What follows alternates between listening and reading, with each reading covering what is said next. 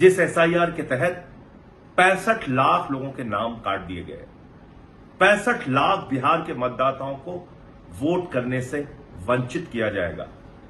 उनके वोट का अधिकार छीनने की कोशिश की गई चुनाव आयोग के द्वारा। और कैसे की गई? जिंदा लोगों को मरा हुआ साबित कर दिया, मरे हुए लोगों को जिंदा साबित कर दिया। कुत्ते का निवास प्रमाण पत्र बन रहा है बिहार में, ट्रंप का वोट बिहार में बन रहा है। ऐसे हास्यास्पद मामले सामने आए जिसको देख के लोग हैरान हैं।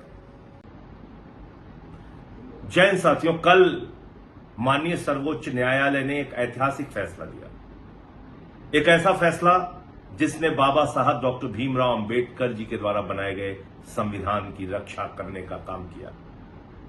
जब संविधान लिखा जा रहा था, देश का संविधान बनाया जा रहा था, तो बहुत लंबी बहस हुई कि क्या सबको वोट का अधिकार होना चाहिए, क्या सिर्फ पढ़े लिखे लोगों को वोट का अधिकार होना चाहिए, क्या गांव में रहने वाले गरीब अनपढ़ व्यक्ति को वोट का अधिकार होना चाहिए या नहीं होना चाहिए। लेकिन बाबा साहब ने, देश के संविधान ने, हमारे संविधान निर्माताओं ने यह कहा कि इस देश में वोट के मामले में राष्ट्रपति हो या गांव में रहने वाला गरीब आदमी एक बराबर होगा। वोट का अधिकार सबको होगा और सबका वोट एक गिना जाएगा।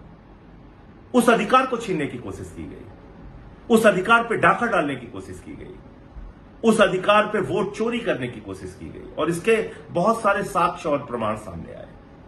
एसआईआर क्या है? एसआईआर, जिस एसआईआर के तहत 65 लाख लोगों के नाम काट दिए गए, 65 लाख बिहार के मतदाताओं को वोट करने से वंचित किया जाएगा। उनके वोट का अधिकार छीनने की कोशिश की गई चुनाव आयोग के द्वारा। और कैसे की गई?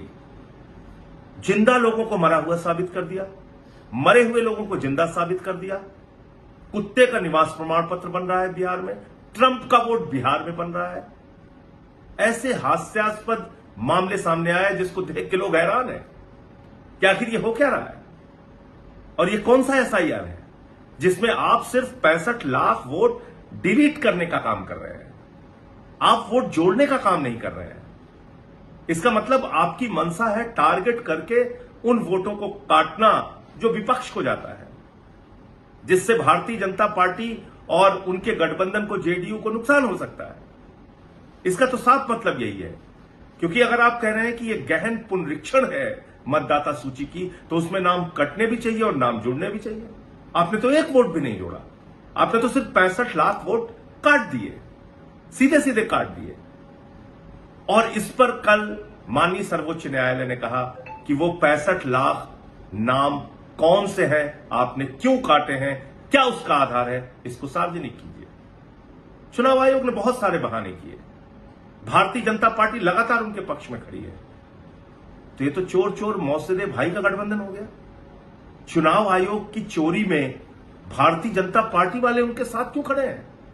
इसका मतलब भारतीय जनता पार्टी के इशारे पर चुनाव आयोग की ये चोरी चल रही थी, उनके इशारे पे ये सब कुछ हो रहा था।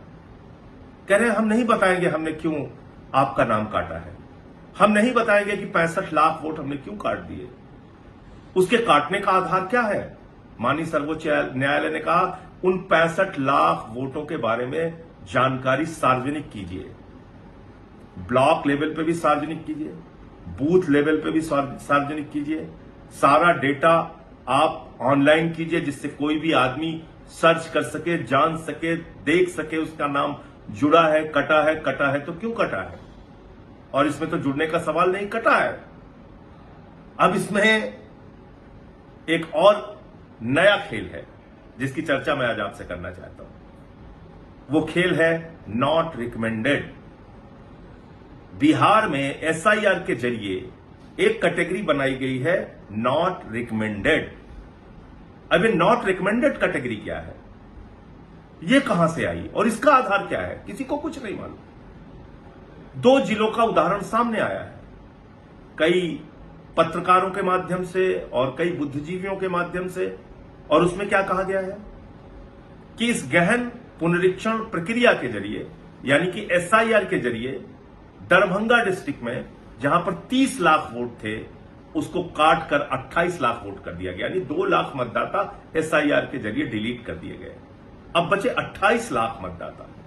अब उन 28 लाख मतदाताओं में 2,94,000 मतदाताओं का नाम बीएलओ के द्वारा नॉट रिकमेंडेड कर दिया गया।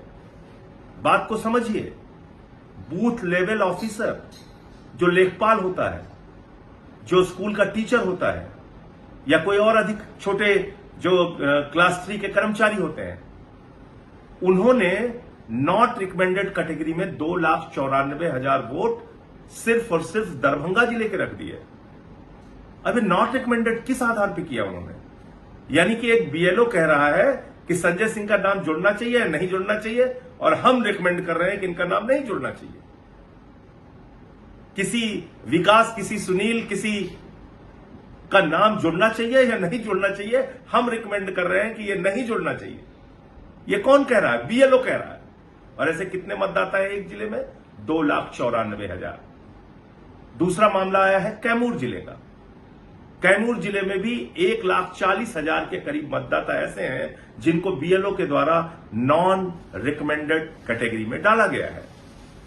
अब बात को समझिए, अगर यह काम पूरे बिहार में हो गया तो ये 65 लाख वोटों का मामला ठीक होने के बावजूद लाखों वोट बीएलओ के नॉट रिकमेंडेड कैटेगरी के अंदर कट जाएंगे। इसीलिए कई बार सुप्रीम कोर्ट में दलील दी गई कि यह मामला सिर्फ 65 लाख का नहीं है, जब अंतिम सूची आएगी उस समय 1 करोड़ से ज्यादा वोट काट दिए जाएंगे।